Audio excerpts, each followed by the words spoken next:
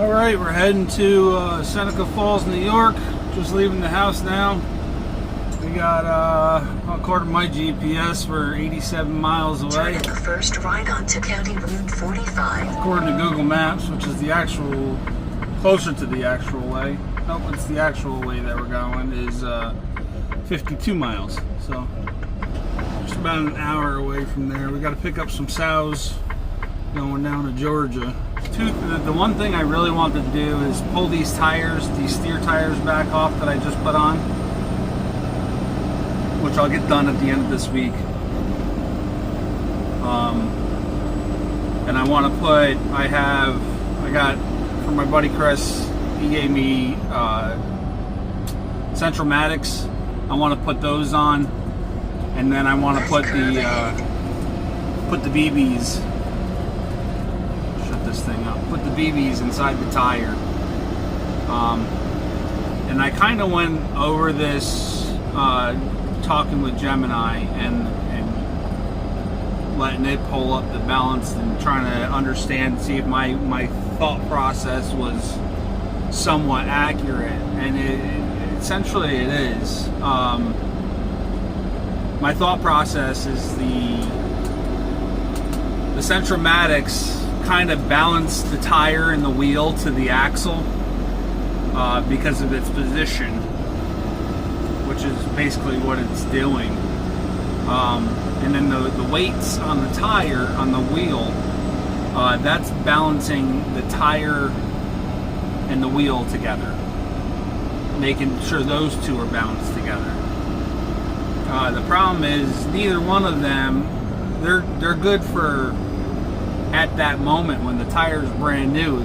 It's good for those moments, but as we start going down the road and we start wearing off our tread and stuff, there's nothing actually balancing the tire to the road, and that's where the BBs come in place. And I thought it would be fine, and it probably isn't too bad if you just only go with the BBs, but I think all three will help make the steer tires last a lot longer. Most people can only get about 100 and 150 off of the steer tires, depending on how they're running, how fast they're running, where they're running.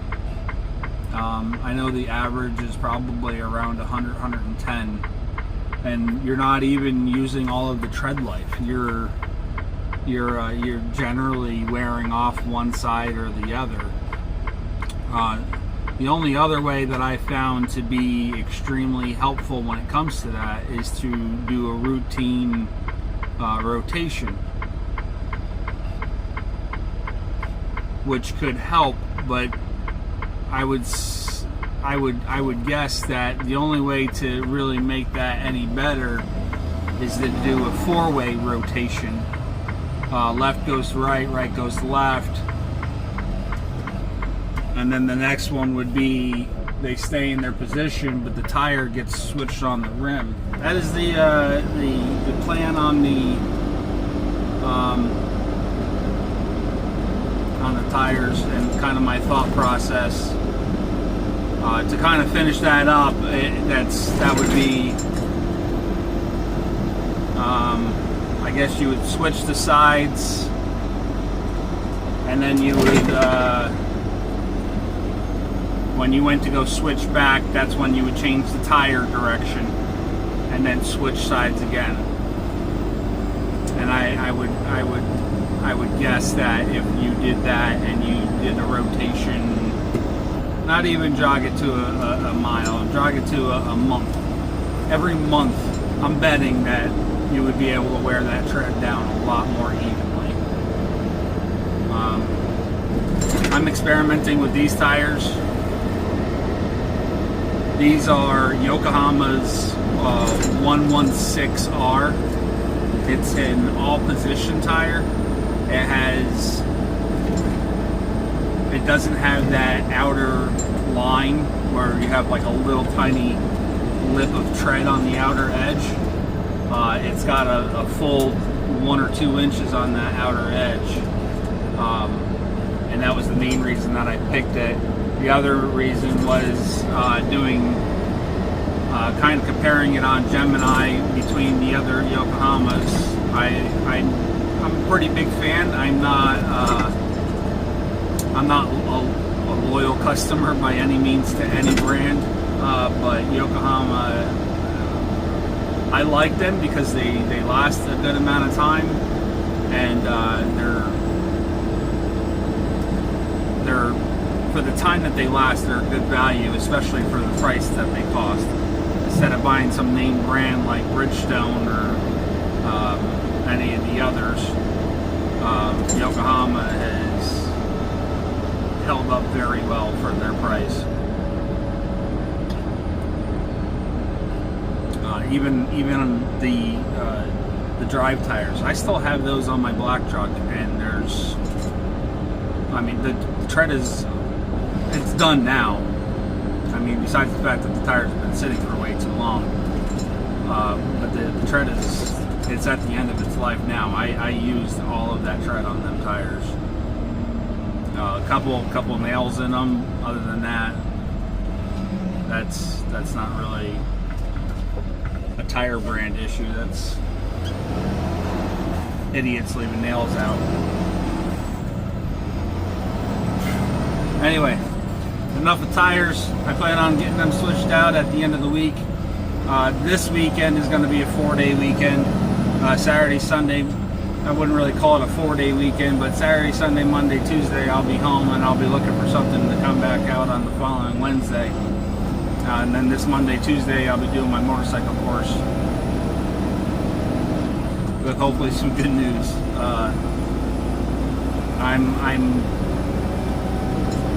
I would consider myself a natural when it comes to driving anything.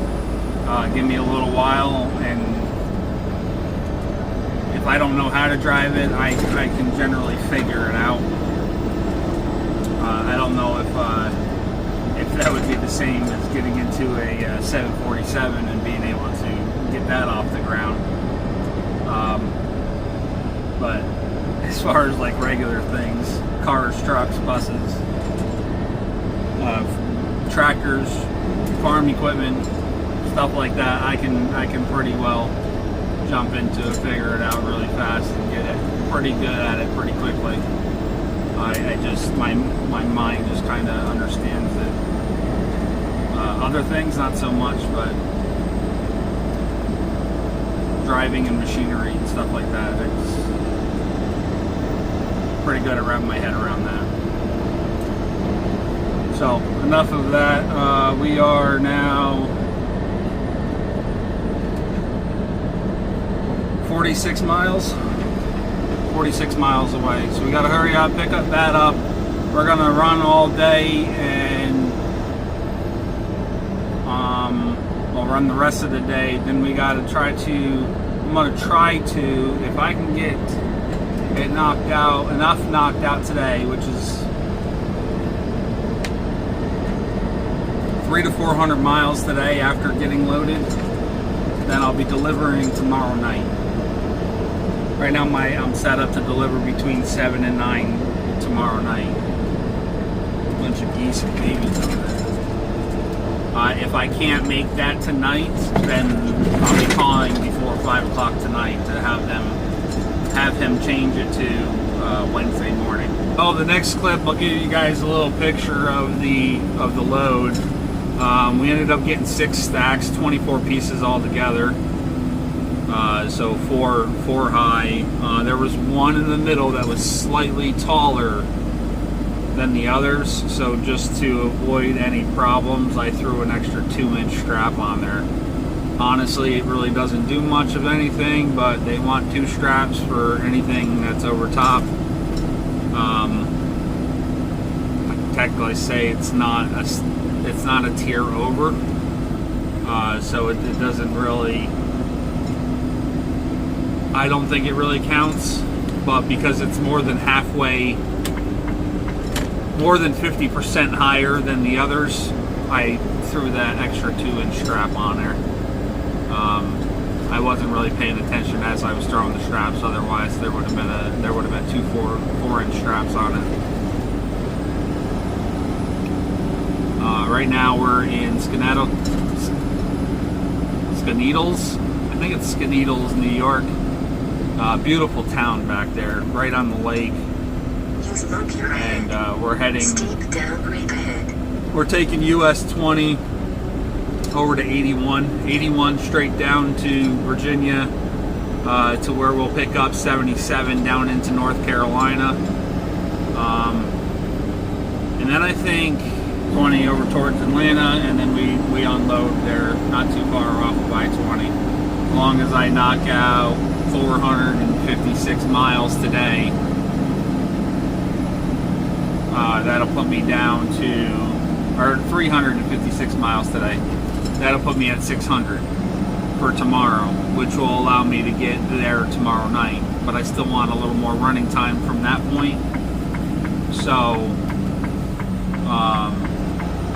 I'd like to try to knock out about 500 miles since we picked up. So yeah, that's the plan.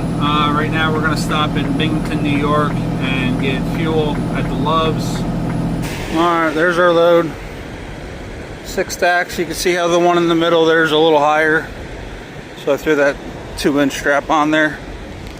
We got our fuel, we're all topped off. Now it's, other than a bathroom break, it's non-stop until we can't go no more. This here is Binghamton, New York. Probably by far one of the worst places to go to get fuel for a Loves. It's an old pilot station. It turned to pilot many years ago. It turned from a pilot many years ago. It turned into a Loves. It looks like they recently did an update on the inside.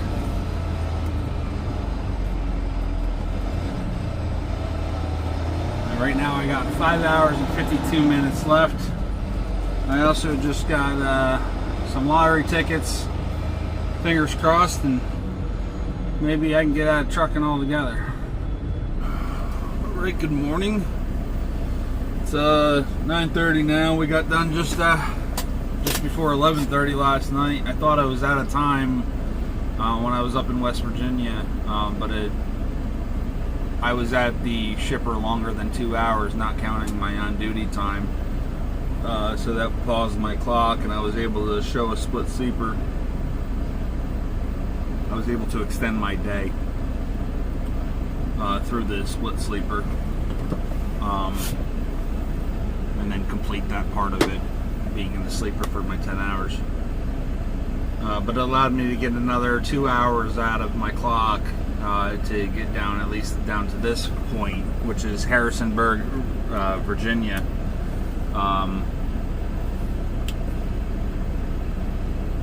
Which is the Liberty truck stop. It's Harrisonburg Travel Center. And as of right now, we got 521 miles left to go. It says we're going to be there about 6 o'clock tonight, 6:08 to be exact. By the time we get through the traffic in Charlotte, it'll probably be closer to 7. And then I'm thinking maybe another hour of going to the bathroom, and then 30-minute breaks got to be in there somewhere, because that's definitely more than 8 hours of driving. But we got to be there by 9, so that works out perfectly. Alright, we made it down here to Flying J, Mount Airy, North Carolina. Taking a break here. A little short of what I wanted to do, but we also came through about half an hour, 45 minutes of traffic from accidents that happened. So I'm sitting here and I'm gonna eat my lunch, got a couple slices of pizza, and then we'll get the rest of the way down there. Maybe one more bathroom break along the way. Well, there it is. We made it to Georgia. We got 72 miles to go. And current ETA is 8:38. Hit a little more traffic before we got to Charlotte.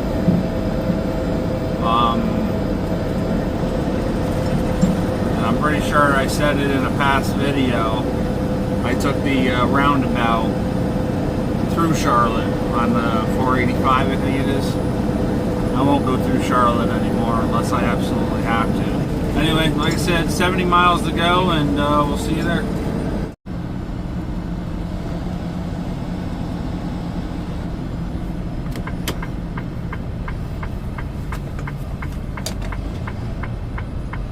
Alright, we are officially here at 8:30.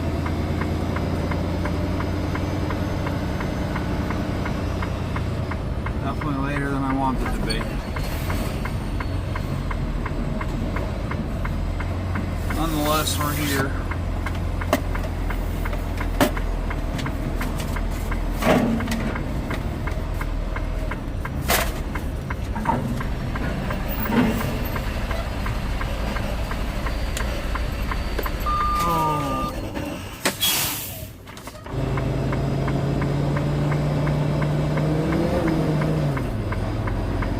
Alright, so we got to pull up over here,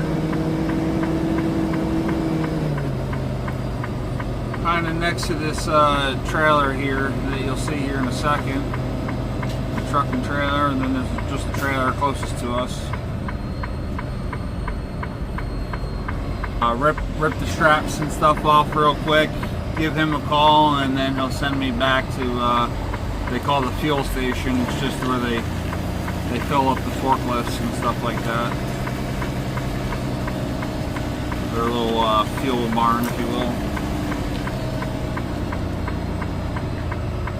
Biggest reason I hate coming in here. I haven't had a problem yet, but they got so much scrap laying on the ground. I'm waiting to get a hole in the tire.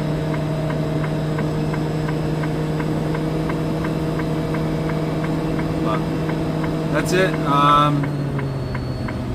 Not really going to record anything out here. This is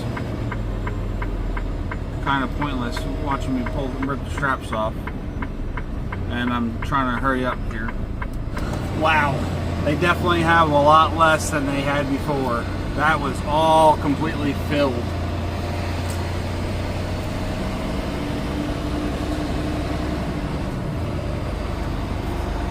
That's their little fuel area.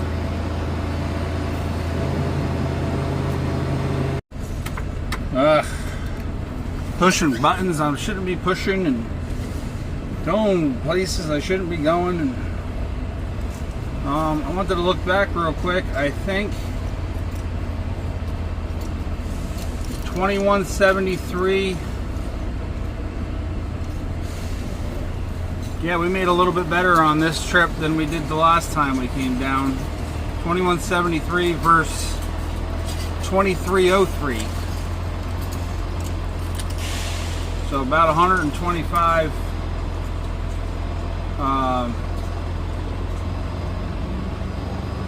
Slightly more than that, but $125 is about what we made more on this. Loaded rate per mile difference was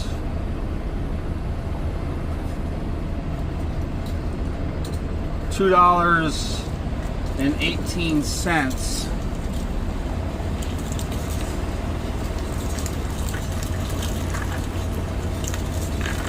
versus $2.35. All these shards, man. It's literally, it's all a bunch of flat metal shards, aluminum shards.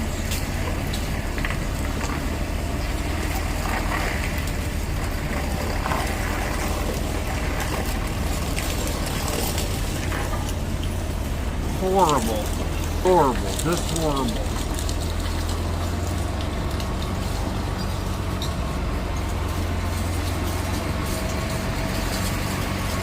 Anyway, we did 179 for our Deadhead miles, 980 loaded, 1159 total, 235 loaded per mile. And our all rate per mile was $1.99 with a 15.4% deadhead. Now I think if I look back one more time, Georgia, Our Deadhead was a lot more. We did 318 miles for Deadhead last time. That came from Connecticut over to New York. That's when my daughter was on the truck. And we did 999 miles loaded for a total of 1317, where our rate came all the way down to $1.65 on miles because we had a 24% Deadhead.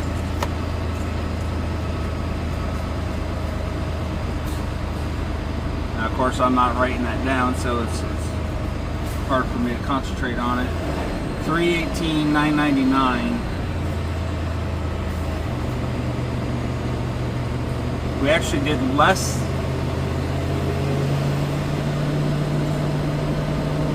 We ran less miles loaded by 19 miles, and I think that's because the last time we went back up to I-90, and then went over to 81 and then down.